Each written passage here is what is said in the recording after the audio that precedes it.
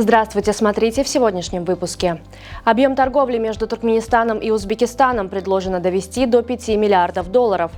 Туркменские борцы завоевали 28 медалей по итогам турнира по Гюреш и Алыш в Ашхабаде и другие новости. В Самарканде состоялись переговоры между председателем Халк-Маслихаты Туркменистана Гурбангулы Бердымухамедовым и президентом Узбекистана Шавкатом Мирзиёевым, в ходе которых стороны обсудили перспективы дальнейшего укрепления стратегического партнерства двух стран. Товарооборот между странами за последние годы увеличился в несколько раз и превысил 1 миллиард долларов.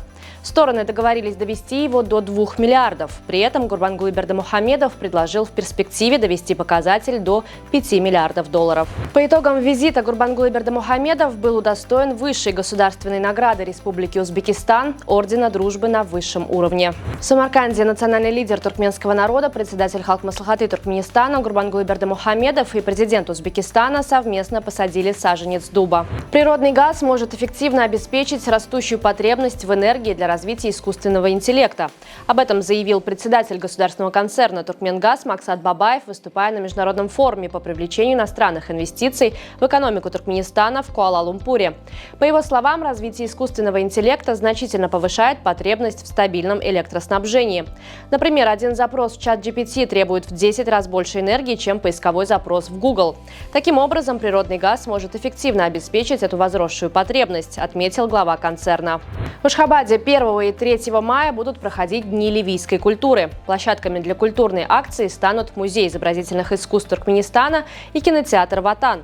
Как сообщили Туркменпортал в посольстве Ливии, 1 мая в 16:00 в Музее изобразительных искусств состоится показ традиционной женской одежды, презентация арабской каллиграфии и ливийских сладостей, а также будет демонстрироваться фильм. 3 мая в 19:00 в кинотеатре «Ватан» состоится концерт с участием ливийских и туркменских музыкантов. С 15 мая между Ашхабадом и национальной туристической зоной Аваза начнут курсировать регулярные междугородние автобусы. Билеты на рейсы можно будет приобрести за 10 дней до запуска маршрута на сайте auh.com.tm через мобильное приложение «Шахерара Билет», а также в кассах международного автовокзала Ашхабада и в ТЦ Аваза. На завершившемся 47-м Московском международном кинофестивале высшую награду Золотого Святого Георгия получил индийский фильм «Элизиум». Режиссер картины Прадип Курума также был отмечен за лучшую режиссуру.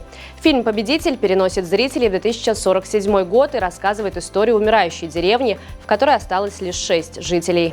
Президент Киргизстана Садыр Жапаров подписал закон о введении государственной цифровой валюты. Согласно документу, Национальный банк республики получил эксклюзивное право на эмиссию электронного СОМа, который теперь признан официальным платежным средством на территории страны. Электронный СОМ станет третьей формой национальной валюты Киргизстана, дополнив наличные и безналичные деньги.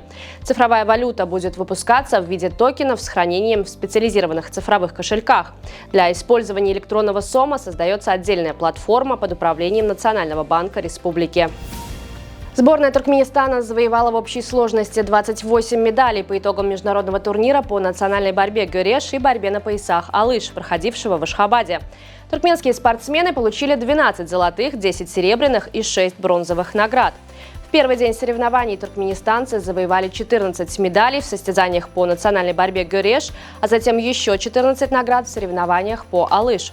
Турнир, собравший представителей 13 стран из Европы и Азии, проводился в рамках программы мероприятий, посвященных статусу Ашхабада как города новых спортивных возможностей Содружества, присвоенного туркменской столице решением Совета глав правительств СНГ в мае 2024 года. Хоккеисты сборной Туркменистана разгромили команду Люксембурга в матче третьего тура чемпионата мира в 3-м дивизионе в группе А.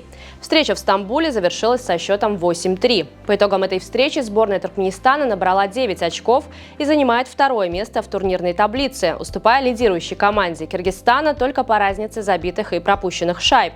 В других матчах игрового дня турнира сборная Турции обыграла команду ЮАР со счетом 7-0, а хоккеисты Киргизстана победили сборную Боснии и Герцеговины 5-1.